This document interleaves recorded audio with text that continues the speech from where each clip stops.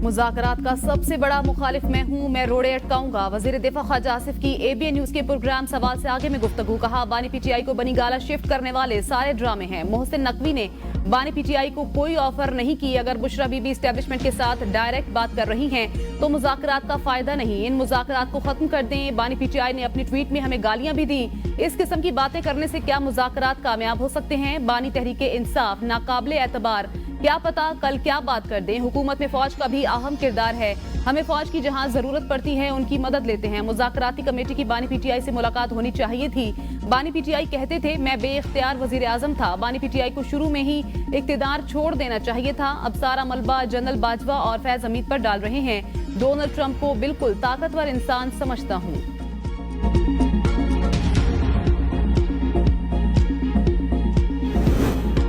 एक तबका चाहता है मुज़ाकरात आगे बढ़ें और ख्वाजा आसिफ उसमें शामिल नहीं। मुज़ाकरात का अमल बानी PTI के ट्वीट से पहले ही रुका हुआ था। सलमान अकरम राजा कहते हैं हमने मामूल की मुलाकात के लिए जेल हुकाम को नाम दिए, उसका भी जवाब नहीं दिया गया। बानी PTI ने कहा है तीसरी नशिस्त पर जुडिशल कमीशन का मुतालबा ना माना गया तो चौथी नशिस्त ना करें। बानी PTI को खुद जेल से बाहर आने की ख्वाहिश नहीं। बानी PTI ने कहा रहनुमाओं और कारकुनान की जमानत होनी चाहिए। बानी को पता है इनके खिलाफ तमाम मुकदमात अदालतों में उड़ जाएंगे। बानी PTI को जेल में रखना निजाम के लिए मुश्किल होता जा रहा है। हुकूमत गुस्से में बचगाना किस्म के फैसले करती है। मुज़ाकरात से मुतल्लिक हम इत्मीनान से बैठे हैं। हुकूमती फैसले का इंतजार है।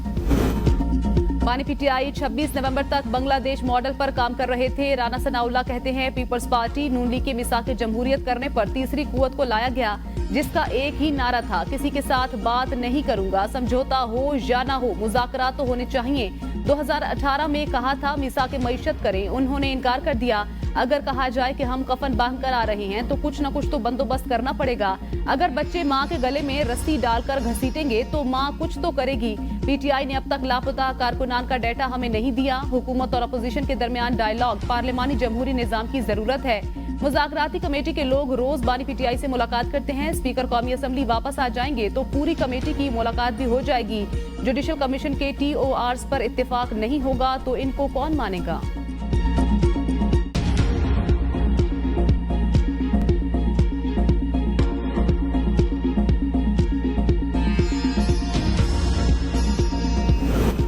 हुकूमत अपनी बात से मुकर रही है। अपोजिशन लीडर कौमी असम्बली उमर अयूब कहते हैं अगर हुकूमत वाकई इख्तियार रखती है तो बानी PTI से मुलाकात करवाएं। हमें बताया गया कि मुलाकात करवाना जेल मैनुअल में शामिल नहीं। मुज़ाकरात से मुतल्लिक 3 मुतालबात हैं। 9 मई 26 मई का जुडिशल कमीशन और कारकुनान की रिहाई मुतालबात में शामिल हैं। शेख वकास अकरम ने कहा एक जलसा रुकवाने के लिए सुबह 7 बजे बानी से मुलाकात किस जेल मैनुअल में है? अपनी हुकूमत वाले सूबे में आप एक मुलाकात नहीं करा सकते। साबिक वजीर आजम को दहशतगर्दों के डेथ सेल में रखा हुआ है। शेर अफजल मरवत बोले मुज़ाकरात में हुकूमत ने अना का मसला बनाया। बानी PTI ने कहा तहरीरी तौर पर मुतालबात देना कोई मसला नहीं। जेल में मुलाकात के रोज भी बानी PTI से किसी की मुलाकात ना हो सकी। मुलाकात के लिए वकील फैसल चौधरी का अडियाला जेल हुकाम से दोबारा राब्ता, कोई जवाब ना मिल सका।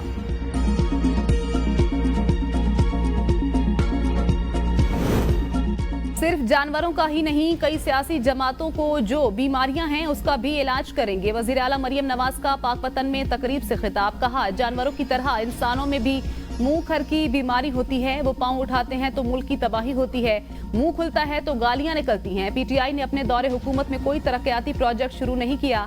साबिक हुकूमत ने 4 साल में आपके लिए क्या किया? इन्होंने कोई नया अस्पताल, स्कूल या कॉलेज नहीं बनाया। कहते थे सड़क बनाने से तरक्की नहीं आती। ऐसे लोगों की अकल पर मातम करने को दिल करता है। सड़क नहीं होगी तो तरक्की कहां से आएगी? खेत से मार्केट तक अजनास कैसे मुंतकिल होंगी? नवाज शरीफ दौर के बाद अब मईशत के हवाले से एक बार फिर अच्छी खबरें आना शुरू हो गई हैं। आज नवाज शरीफ की बेटी की हुकूमत में आवाम को तरक्याती स्कीमों का समर मिल रहा है। पंजाब में आटे और रोटी की कीमत बढ़ने नहीं दी। पाकिस्तान में महंगाई कम हुई। स्टॉक मार्केट ने 76 साल का रिकॉर्ड तोड़ दिया। वजीर आला ने पाकिस्तान की तारीख के पहले लाइफ स्टॉक कार्ड का इजरा कर दिया। वजीर आला खैबर पख्तूनख्वा अली अमीन गंडापुर ने मुल्क में नए मंसूबों के कयाम का मुतालबा कर दिया। पेशावर में तकरीब से खिताब में कहा पाकिस्तान के कयाम के वक्त 4 सूबे थे, आज भी 4 सूबे हैं। बादशाहत के माइंड सेट वाले इख्तियारात बांटना नहीं चाहते। अगर इंतजामी यूनिट्स बनाए जाएं तो 90% मसाइल हल हो जाएंगे। निजाम ने सबको खौफ में डाला हुआ है। आगे बढ़ने के लिए खौफ का बुत तोड़ना होगा। मैं गलत काम नहीं कर रहा तो डर क्यों रहा हूँ और इदारे डरा क्यों रहे हैं? क्या इदारे इसलिए बनाए गए हैं कि हमें डराएं और काम ना करने दें? नैब रिपोर्ट देता है 700 अरब की करप्शन हो रही है, तो नैब अरबों रुपए क्यों ले रहा है? क्या नैब सिर्फ ब्लैकमेलिंग के लिए बिठाया हुआ है? एंटी करप्शन वाले कहते हैं सूबा ठीक नहीं हो रहा, करप्शन है तो एंटी करप्शन वाले किस काम की तनख्वाहें ले रहे हैं? रूल्स के चक्कर में अफसर अपना काम नहीं कर पा रहे, ऐसे कवानीन ला रहे हैं कि काम की खुली फजा हो, अभी काम शुरू नहीं किया होता। हुकूमत से मुज़ाकरात, एक तरफ पीटीआई रहनुमाओं ने आपस में ही लफ्जी जंग शुरू कर ली। सलमान अकरम राजा और शेर अफजल मरवत के एक दूसरे पर तनकीद के निश्तर। सलमान अकरम राजा ने कहा शेर अफजल मरवत रोज कोई बयान देते हैं जिसका पार्टी बयानी और सोच से ताल्लुक नहीं होता।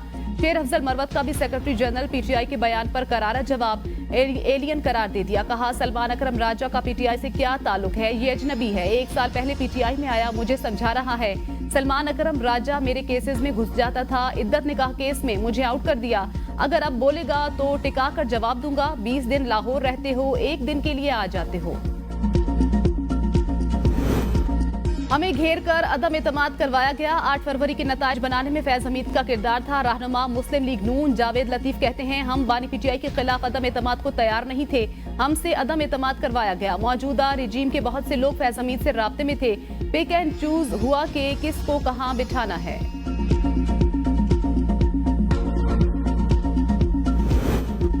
9 मई केसेस के फौजी या इंसदाद दहशतगर्दी अदालत में चलने की तफरीक कैसे की जाती है? सुप्रीम कोर्ट के सिविलियंस के मिलिट्री ट्रायल से मुतल्लिक केस में सवालात। जस्टिस मधुखैल ने सवाल किया किसी जुर्म पर कौन और कैसे तय करता है केस कहां जाएगा?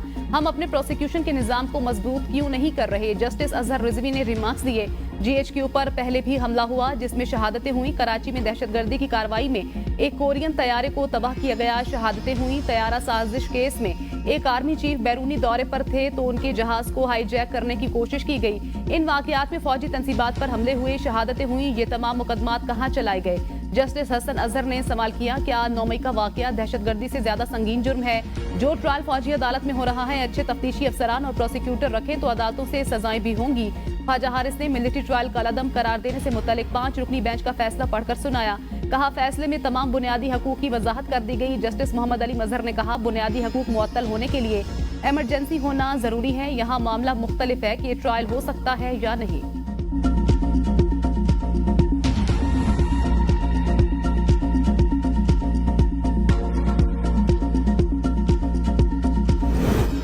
मिलिट्री कोर्ट्स केस की समाअत में भारतीय जासूस कुलभूषण के केस का तस्करा। जस्टिस मोहम्मद अली मजहर ने कहा सुप्रीम कोर्ट ने मरकजी फैसले में आर्मी एक्ट की शिक 2D को कलअदम करार दिया। इस शिक को कलअदम करार देने से मजमूई असर क्या होगा? क्या आप कुलभूषण जैसे मुल्क दुश्मन जासूस का केस मिलिट्री कोर्ट्स में चल सकता है? ख्वाजा हारिस ने जवाब दिया सुप्रीम कोर्ट के फैसले से मुल्क दुश्मन जासूस का केस मिलिट्री कोर्ट्स में नहीं चल सकता।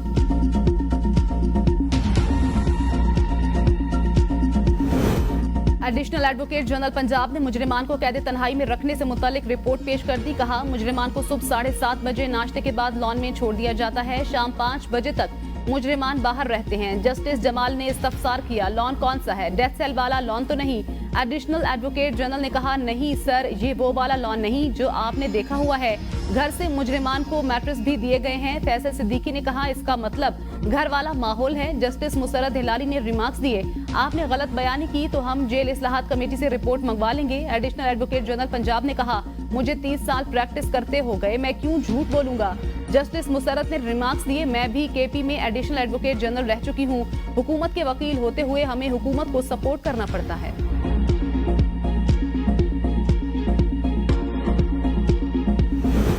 वफाकी वजीर बराए तवानाई अवैस लगारी ने भाषा डैम की अफादियत पर सवाल उठा दिया। कहा भाषा डैम की वजह से बिजली 5 रुपए यूनिट महंगी हो जाएगी। हुकूमत देख रही है भाषा डैम समेत बड़े मंसूबे काबिल अमल भी हैं या नहीं।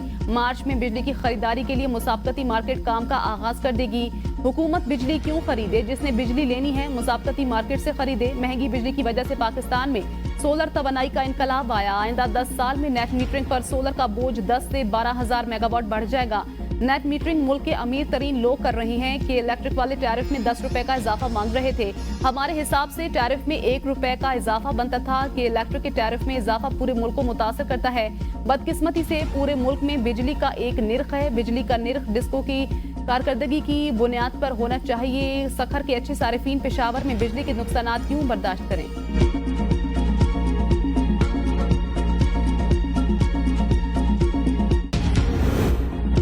हाउस बिल्डिंग फाइनेंस कॉर्पोरेशन की निजकारी जल्द। रोजवेल्ट की जब भी निजकारी होगी शफाफ होगी। सेक्रेटरी वजारत निजकारी की कायमा कमेटी में ब्रीफिंग। कहा HBFC की निजकारी की मंजूरी के बाद खरीदार को कीमत के ताजुन का कहा जाएगा। कमेटी रुकन ख्वाजा शिराज ने कहा निजकारी में सिर्फ एक ही बोली दहिंदा क्यों रह जाता है। क्या हुकूमत निजकारी में संजीदा है या सिर्फ सब नुमाइशी हो रहा है। PIA में जग हंसाई के बाद अब HBFC के लिए भी एक बिडर है।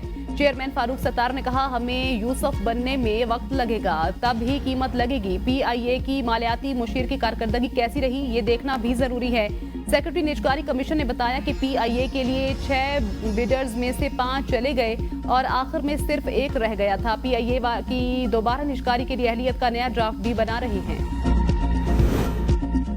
लोगों का छोटी अदालतों से एतमाद उठ चुका है। चेयरमैन PTI बैरिस्टर गौहर की ABN न्यूज से गुफ्तगू। कहा आइन के मुताबिक फैसला हुआ तो बानी अलकादिर ट्रस्ट में बरी हो जाएंगे। बानी PTI ने अलकादिर ट्रस्ट में कोई फायदा नहीं लिया।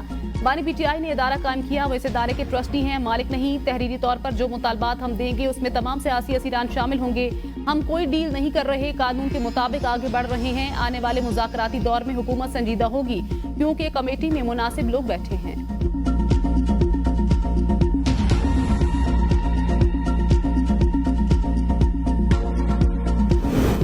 वज़ीर आला खैबर पख्तूनख्वा का तकरीर के दौरान वज़ीर आज़म का नाम लिए बगैर दिलचस्प तंज। अपने खिलाफ एहतजाज का तरीका भी बता दिया। कहा मेडिकल कॉलेज के लिए 1 साल में 50 करोड़ देना मेरा काम है, ना दूं तो फिर करके सामने मेरे एहतजाज करना। लेकिन मैंने पैसे दे दिए और बच्चों के पूरे एडमिशन ना हुए तो फिर मुझे ना करना पड़े क्योंकि मैं तो नहीं करूंगा बल्कि कलम चलाऊंगा।